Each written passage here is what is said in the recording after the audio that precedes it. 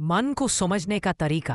प्रेमानंद जी महाराज की कथा। नमस्कार प्रिय भक्तजनों, आज की कथा का विषय है मन को समझने का तरीका।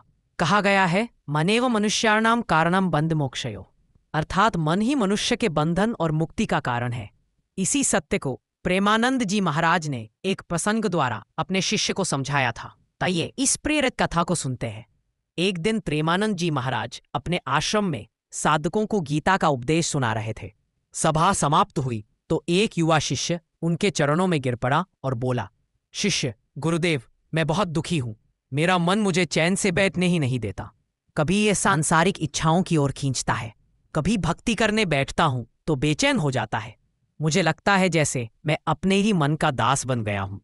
कृपा कर बताइए कि इस मन को समझने का असली तरीका क्या है। महाराज जी ने स्नेह से शिष्य को उठाया, उसके सिर पर हाथ रखा और मुस्कुराकर बोले, लेकिन इसे दबाने की कोशिश मत करना, क्योंकि जितना दबाओगे ये उतना ही उग्र होगा। इसे समझो और सही दिशा दो। फिर महाराज जी ने पास रखे एक छोटे दीपक को जलाया और बोले, महाराज जी देखो, ये दीपक अंधेरे में रोशनी फैलाता है। जब तक तुम्हारी दृष्टि इसकी लौ पर टिकी है तब तक तुम्हें अंधेरा नहीं दिखेगा। जैसे ही दृष्टि हटेगी अंधेरा फिर घेर लेगा। मन भी इसी दीपक की तरह है।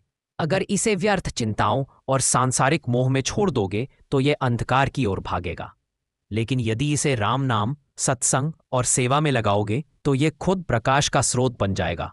शिष्य ने विनम्रता से पूछा, गुरुदेव, क्या इसका मतलब है कि हमें मन को मारना नहीं चाहिए बल्कि उसे सही काम में लगाना चाहिए? महाराज जी मुस्कुराए और बोले, हाँ बेटा, बिल्कुल। मन को समझने का असली उपाय यही है। जैसे छोटे बच्चे को डांट कर चुप नहीं कराया जाता बल्कि प्रेम और खेल से उसका ध्यान बदल दिया जाता है, वैसे ही मन के साथ भी करना चाहिए। इसे सेवा, भक्ति और अच्छे विचारों में व्यस्त कर दो, यह स्वयं शांत हो जाएगा। महाराज जी ने आगे कहा, सुबह उठकर सबसे पहले भगवान का नाम जपो। दिन भर में कम से कम 1 घंटा सत्संग या भजन में दो। मन जब भी भटके तुरंत उसे सेवा या स्मरण में लगा दो। जैसे बहता हुआ जल गंदगी रोकता नहीं बल्कि बहाकर ले जाता है, वैसे ही भक्ति का प्रवाह मन की गंदगी बहा ले जाएगा। शिष्य ने गुरु की आज्ञा मानकर राम नाम जप, सेवा और सत्संग में मन को लगाना शुरू किया। शुरू में कठिनाई हुई, मन बार बार भटका, लेकिन धीरे धीरे वह अनुभव करने लगा कि अब उसका मन पहले की तरह परेशान नहीं करता। कुछ ही महीनों में उसका मन स्थिर और शांत हो गया। वह फिर महाराज जी के पास गया और बोला, गुरुदेव, अब मुझे मन की शांति मिल रही है। मैंने समझ लिया कि मन को दबाना नहीं बल्कि ईश्वर की ओर लगाना ही असली उपाय है।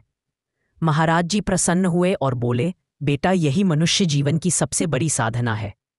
जिसने अपने मन को समझ लिया उसने स्वयं को समझ लिया, और जिसने स्वयं को समझ लिया उसके लिए भगवान दूर नहीं।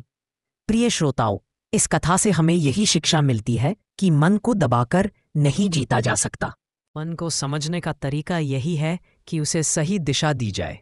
भजन, सत्संग, सेवा और नाम स्मरण ही वह साधन है जो मन को नियंत्रित और शांत कर सकते हैं। अंतिम पंक्ति, मन को समझना ही साधना है और मन को भगवान में लगाना ही मुक्ति का मार्ग है। तो भाइयों और बहनों, इस कथा से हमें यह शिक्षा मिलती है कि मन को दबाना नहीं, समझना है।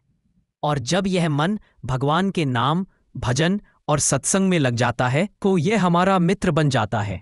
याद रखिए, मन को समझना ही साधना है और मन को भगवान में लगाना ही मुक्ति का मार्ग है। अगर आपको यह कथा अच्छी लगी हो तो इसे दूसरों तक जरूर पहुंचाएं और हमारे चैनल को सब्सक्राइब करना न भूलें। जय श्री राम, जय श्री कृष्ण।